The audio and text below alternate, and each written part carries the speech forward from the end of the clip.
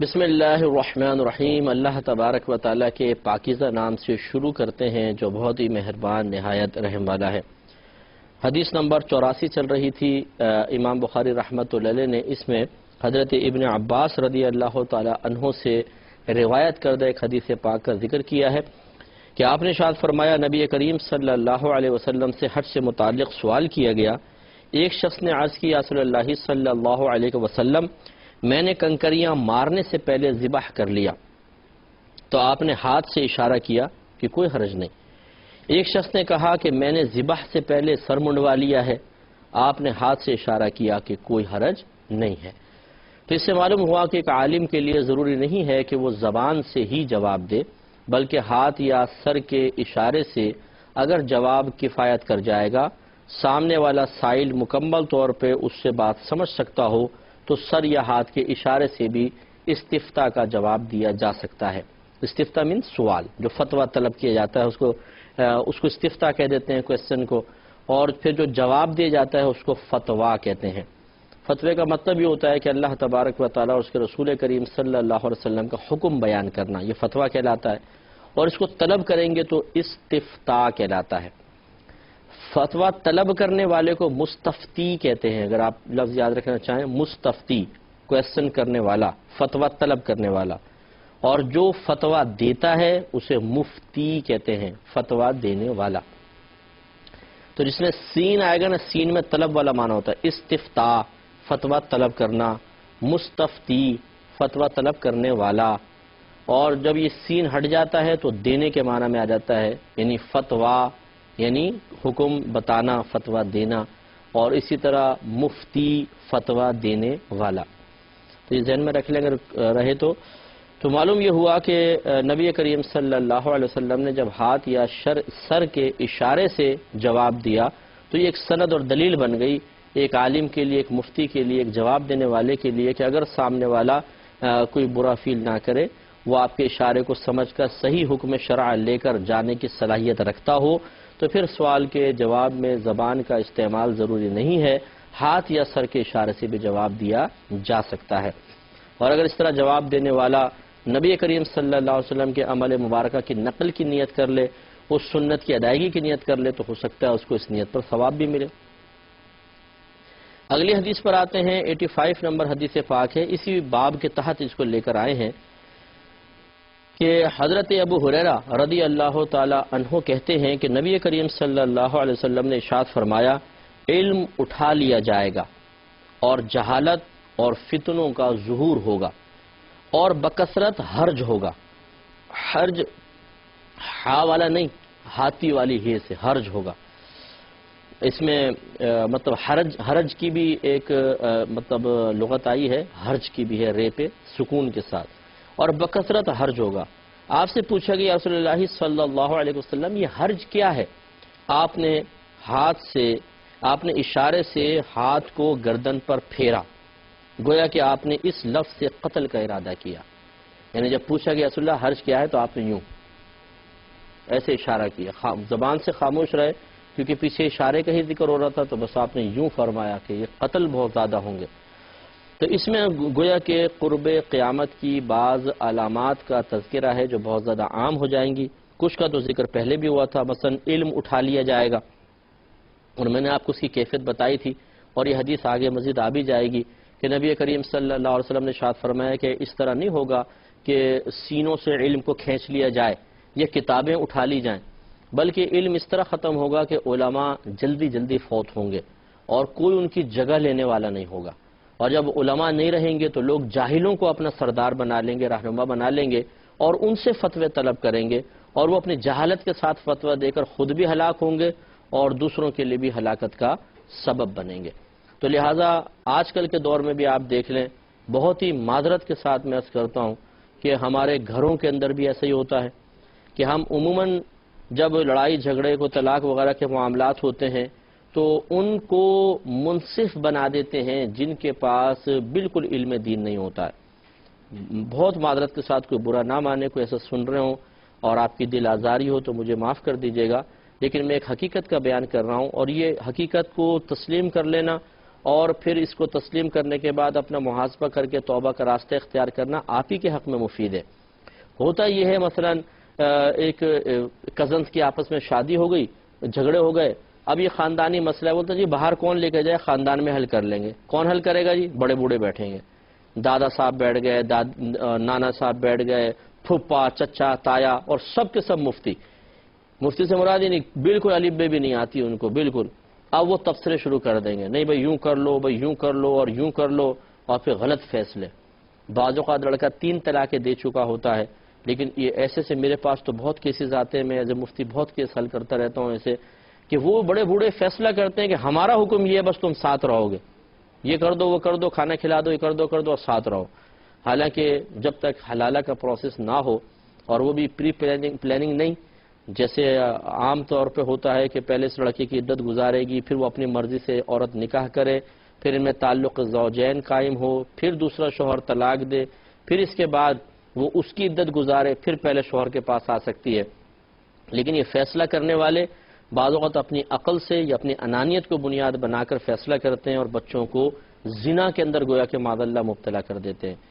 اسی طریقے سے بہت سی جگہوں پر، میں نہیں کہتا ہوں کہ ہر جگہ ایسے جاہل لوگ ہوتے ہیں، لیکن پنچایتیں بٹھا دیتے ہیں گاؤں وغیرہ کے اندر، اور وہ جو جی پنچایت والے جو فیصلہ کریں گے گاؤں والوں کو ماننا ہوگا، اور وہ فیصلہ کرنے والے سب کے سب بعض اوقات جاہل ہوتے ہیں، انہیں نہیں پتہ ہوتا کہ ہمیں کس طرح فیصلہ کرنا ہے، کیا شریعت کہہ رہی ہے، قرآن کیا کہہ رہا ہے، حدیث کیا کہہ رہی ہے۔ اکثر تو وہ اپنے خاندانی یا گاؤں کی رسم و رواج کو بنیاد بنا کر لوگوں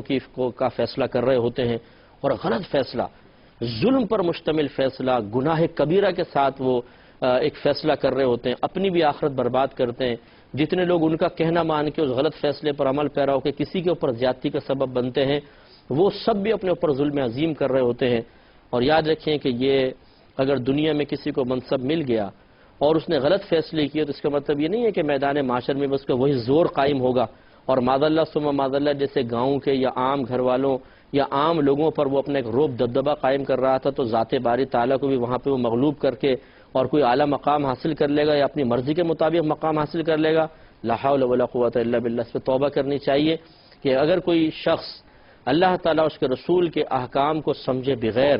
اور اس منصب پہ بیٹھ کے غلط فیصلے کرتا ہے، تو اوندے منہ جہنم میں ڈالا جائے گا۔ اگر وہ غلط فیصلے کرے گا تو اوندے منہ ڈالا جائے گا، اور وہاں پہ اللہ تعالیٰ اس کی کوئی پرواہ نہیں کرے گا۔ اس لیے اس منصب پہ بیٹھنے سے پہلے 50 دفعہ سوچیں،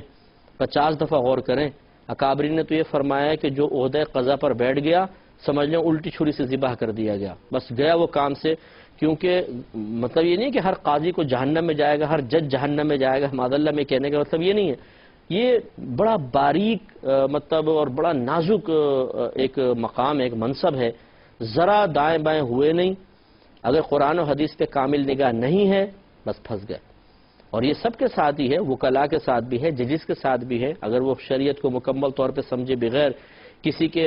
حق میں ناحق فیصلہ کر دیں گے، اس کا نہ تو اعتبار ہوگا اور نہ بروز قیامت اس سے درگزر کیا جائے گا، بلکہ گرفت کی جائے گی۔ اس لیے بہت سوچ سمجھ کر فیصلہ کرنا ہوگا۔ تو علم اٹھا لیا گیا ہے، اب اس دور کے اندر ایسی ہو رہا ہے، ہم تو یہ دیکھتے ہیں اور تشویش کا شکار ہوتے ہیں کہ بڑے بڑے اکابرین جاتے چلے جا رہے ہیں، ان کی جگہ لینے والا کوئی بھی نہیں ہے، اور جاہل لوگ پھر آ جاتے ہیں آگے، لوگ ان سے مسائل معلوم کر رہے ہیں۔ اور اس میں مطلب ہر جگہ ہی ایسا بڑے معاملات ہیں کہ ایسے ایسے لوگ آگے آ گئے ہیں کہ جو حقیقتاً شرعی احکام سے بالکل نابلد ہیں، اور وہ کسی نہ کسی لحاظ سے کوئی منصب کو گدی حاصل کر لیتے ہیں، اور پھر جتنے متبعین ہوتے ہیں گویا کہ ان کے مستقبل کی باغ دوڑ اور ان کے حق میں جو بھی فیصلہ ہوگا اس کا ٹوٹل اختیار ان کی مٹھی میں آ جاتا ہے، جس کے لیے جو چاہے فیصلہ کریں، الٹا سیدھا اور چل رہا۔ تو سرکار صلی اللہ علیہ وسلم نے بالکل صحیح فرمایا کہ آخر زمانے میں علم اٹھا لیا جائے گا اور جہالت کا دور دورہ ہوگا۔ تو یہ وہ دور آ چکا ہے، اس میں کوشش یہ کرنی چاہیے کہ ہم علم کی مدد کے لیے آگے بڑھیں، علماء بنائیں، علماء اچھے علماء، معتدل علماء جو اچھی سوچ کے حامل ہوں، دین کی خدمت کا جذبہ رکھنے والے ہوں، اور ان کے ساتھ جتنا تعاون ہو سکے، انہیں ہم جتنا دنیاوی فکروں سے آزاد کر کے دین کے لیے وقف کر سکیں اتنا ہمیں محنت کرنی چاہیے، ہمارے لیے بہت ضروری ہے۔ ورنہ جہالت ایک ایسی آندھی ہے کہ جب یہ چلتی ہے تو کسی چیز کو چھوڑتی نہیں ہے، پھر ہر ایک اس آندھی کی زد میں آ کر بہہ جاتا ہے اور اس کو تباہی برداشت کرنی پڑتی ہے۔ اب آخری بات دیکھیں، سرکار صلی اللہ علیہ وسلم کا دور مبارکہ ہے، بڑا پاکیزہ دور ہے، اور صرف اگر مقابلہ کرنا ہے تو دشمنان اسلام سے کرنا ہے۔ آپس میں مسلمان پیار سے، محبت سے، شفقت سے رہ رہے ہیں، لیکن ہمارے نبی کریم صلی اللہ علیہ وسلم چونکہ اللہ تبارک و تعالیٰ کی عطا سے علوم غیبیہ کے حامل ہیں، مستقبل کی خبر دے رہے ہیں، اور سچی خبر دی۔ آپ نے فرمایا کہ آخر زمانے میں حرج عام ہوگا۔ عرض یا رسول اللہ، حرج کیا ہے؟ اشارہ فرمایا کہ قتل۔ آج آپ دیکھ لیں، ہمارے خصوصاً کراچی کے حالات سب کے پیش نظر ہیں، کس بے دردی سے انسانی جان کو قتل کیا جا رہا ہے۔ کوئی انسانی جان کی اب قدر و قیمت نہیں رہی۔ مچھر کو مسلنے سے زیادہ انسانی جان کا ختم کرنا آسان ہو گیا ہے۔ گلی گلی، کوچے کوچے ایسا واقعات آپ کو مل جائیں گے۔ بعض علاقے ہیں جو محفوظ ہیں، ورنہ بہت سارے علاقوں کے اندر بہت زیادہ کلنگ ہو رہی ہے اور بے دردی کے ساتھ لوگوں کو مارا جا رہا ہے۔ اور ہمارے کراچی کے حالات تو ایسے بن گئے ہیں کہ خاص طور پر چونکہ ہم شاید یہاں رہ رہے ہیں، اس لیے ہمیں ان حالات کو دیکھ کے نتیجہ نکال رہے ہیں کہ ہمارے ہاں کراچی میں 10-12 لاشیں اگر گر جائیں تو ہم کہتے ہیں کہ یہ تو آج کچھ بھی نہیں ہوا، یعنی توجہ ہی نہیں ہوتی ہے کہ 10-12 تو ویسی، یعنی 10-12 چلے میں نے زیادہ کہہ دیے، 1-2 پہ لے آئیں۔ اگر خبر میں آئے گی 1-2 آدمی کراچی میں مر گئے تو ہم دیکھ کے بولیں گے تو روزانہ کا روٹین ہے، کوئی مسئلہ ہی نہیں ہے۔ ہاں کوئی 15-20 اگر افراد مریں گے تو بولیں گے آج بھی کچھ ہوا ہے، 15-20 مار دیے۔ تو یعنی ایسا قتل عام ہو گیا ہے کہ ہمارے ذہنوں نے بھی اب قتل کی اہمیت کو قبول کرنا چھوڑ دیا ہے، یعنی معمولی ہو گیا ہماری نگاہوں کے اندر۔ ٹھیک ہے ایک آدمی ادھر مر گیا ایسا، ورنہ پہلے کبھی ایک دور ایسا تھا کہ ایک آدمی بھی مر جاتا تھا تو لرز جاتا تھا پورا شہر کہ ایک آدمی کو مار دیا کسی کو، وہ خوف و ہراس پھیل گیا ہے، لیکن اب وہ صورتحال نہیں رہی ہے۔ بہرحال تو یہ مقصود کوئی حالات پہ تبصرہ آرائی نہیں ہے، بلکہ نبی کریم صلی اللہ علیہ وسلم کی خبر کی سچائی اور آپ کی نبوت کی تصدیق کو واضح طور پہ ذکر کرنا ہے کہ واقعی آپ مخبر صادق ہیں کہ اس دور کی آپ نے اس دور میں خبر دی ہے کہ قتل عام ہوگا۔ تو کتنا عام ہو گیا قتل، کتنا کثرت کے ساتھ ہو رہا ہے، اور نبی کریم صلی اللہ علیہ وسلم نے پہلے اس کو بیان فرمایا۔ اور غالباً آپ کو اگر یاد ہو تو میں نے عرض کیا تھا کہ اکثر ایسا ہی ہوتا ہے کہ قرب قیامت کی علامات میں جن چیزوں کا تذکرہ ہوتا ہے وہ چیزیں ہوتی ہیں جو اللہ تعالیٰ اس کے رسول کو شدت سے ناپسند ہوں۔ تو قتل بھی اللہ تعالیٰ اس کے رسول کو شدید ناپسند ہے، یہ کوئی معمولی چیز نہیں ہے، بہت بڑی چیز ہے۔ اگر آپ قرآن پڑھیں، آیات کا مفہوم ہے کہ جس نے ایک جان کو بغیر کسی عذر کے، بغیر اجازت شرع کے قتل کیا، اس نے گویا کہ سب کو قتل کر دیا۔ اور ایک حدیث میں ہے نبی کریم صلی اللہ علیہ وسلم نے ارشاد فرمایا اگر ایک مسلمان کے قتل پر پوری دنیا والے جمع ہو جائیں تو اللہ تبارک و تعالیٰ سب کو اوندے منہ جہنم میں ڈال دے گا۔ یعنی ایک مسلمان کا قتل اتنا اہم ہے، کچھ انتہا نہیں۔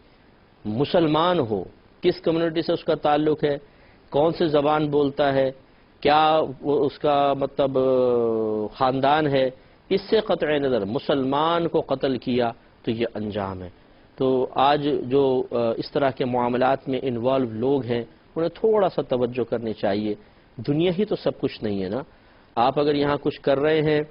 تو اور آپ کی گرفت نہیں ہو رہی، یا آپ کو کوئی پکڑنے والا نہیں ہے، یا آپ اپنی طاقت کے اسلحے کے زور پر، یا اپنی طاقت جو بھی آپ کو اللہ تعالیٰ نے عطا فرمائی ہے کسی بھی طریقے سے اس کا ناجائز استعمال کرتے ہوئے اگر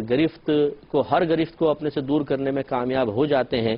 ایک بارگاہ ایسی ہے کہ وہاں کی گرفت کو کوئی دور نہیں کر سکتا۔ وہاں تو بڑے بڑے پھنسیں گے اور بڑے بڑے لائن کے اندر کھڑے ہوں گے مجرم کی حیثیت سے۔ یہ وی آئی پی ہونا، پروٹوکول کا ملنا اور بڑا ایک لوگوں کا آگے پیچھے بھاگنا دوڑنا، یہ صرف دنیا تک ہے۔ میدان معاشر اگر اس کی وہاں کی جو صورتحال ہوگی، اگر دنیا پہ اس کو قیاس کیا تو اس سے بڑا بے وقوف انسان کوئی نہیں ہے، کیونکہ یہ کفار کا طریقہ تھا۔ وہ کہا کرتے تھے کفار، انہوں نے جب نبی کریم صلی اللہ علیہ وسلم نے ان کو قیامت کے احوال سے ڈرایا تو بعض سرداروں نے کہا کہ کوئی بات نہیں، ہم وہاں پر فدیہ دے کے چھٹ جائیں گے۔ یعنی انہوں نے یہاں پہ گمان کیا دنیا کے اندر جیسے کوئی بھی کام کرنا ہوگا، اس کو پیسہ کھلاؤ، اس کو پیسہ کھلاؤ، اس کو پیسہ کھلاؤ، بچ جائیں گے۔ انہوں نے وہی بات کی، کوئی بات نہیں، میدان معاشر کے اندر ہم فدیہ دے کے چھٹ جائیں گے۔ تو اللہ تعالیٰ نے جا بجا ان کا رد فرمایا۔ ایک رد اس طرح کیا کہ وہاں پر نہ مال ہوگا نہ بیٹے ہوں گے، تو کس طرح کون سی چیز فدیے کے طور پر دو گے؟ دوسری بات اللہ تعالیٰ نے بیان فرمایا کہ اگر وہاں پر کوئی اپنی نجات کے لیے پوری دنیا کو بھی بطور فدیہ دے دے تب بھی اللہ تبارک و تعالیٰ کی طرف سے اس کو نجات نہیں ملے گی۔ تو ان کا رد کر دیا گیا کہ اس خوش فہمیوں سے باہر آ جاؤ دنیا کے اندر کسی منصب کا حاصل ہو جانے کا مطلب یہ نہیں ہے کہ میدان محشر میں ایسے ہی منصب تمہیں حاصل ہوگا، وہاں پہ اللہ تبارک و تعالیٰ کی ذات ہوگی۔ اللہ تعالیٰ کی ذات کسی سے متاثر نہیں ہوتی ہے، اللہ تعالیٰ کسی ظالم کو چھوڑتا نہیں ہے، اور وہاں پہ ایسا نہیں ہے کہ کوئی صاحب منصب پہنچے گا تو اللہ تعالیٰ اس کے منصب کا لحاظ کر کے اس کو وہاں پہ عزت دے دے گا۔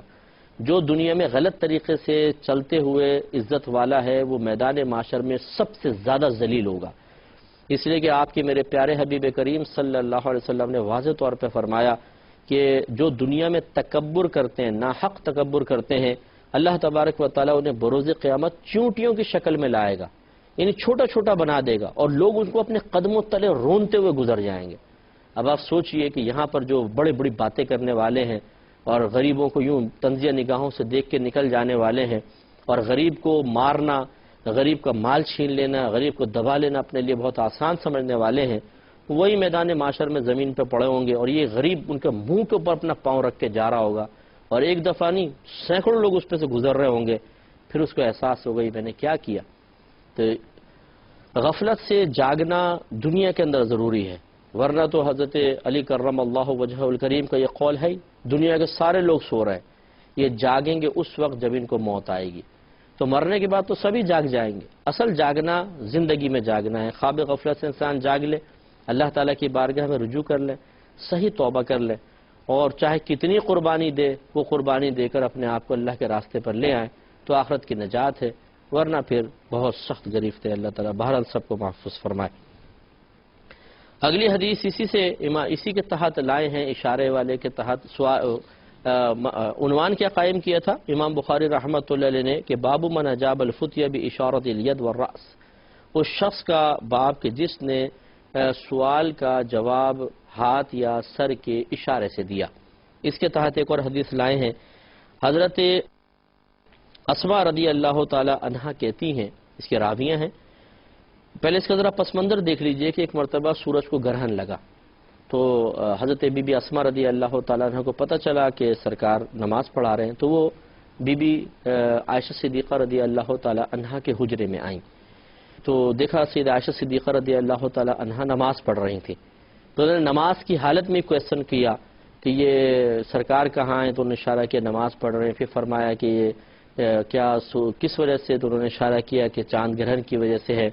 بی بی اسماء نے بھی پھر نماز پڑھی، نماز پڑھنے کے بعد چونکہ حجرہ ساتھ ہی تھا، سرکار صلی اللہ علیہ وسلم واعظ و نصیحت فرما رہے تھے تو وہ آپ نے سنا اور اس کو پھر آگے روایت کیا۔ انشاءاللہ اس کو ہم ضرور ذکر کریں گے کیونکہ طویل حدیث ہے، نیکسٹ پروگرام میں ذکر کریں گے پوری تفصیل کے ساتھ۔ اللہ تعالیٰ سے دعا ہے کہ رب کریم ہمیں اگلا پروگرام بھی دیکھنے کی توفیق عطا فرمائے، آمین۔ وآخر دعوانا ان الحمدللہ رب العالمین۔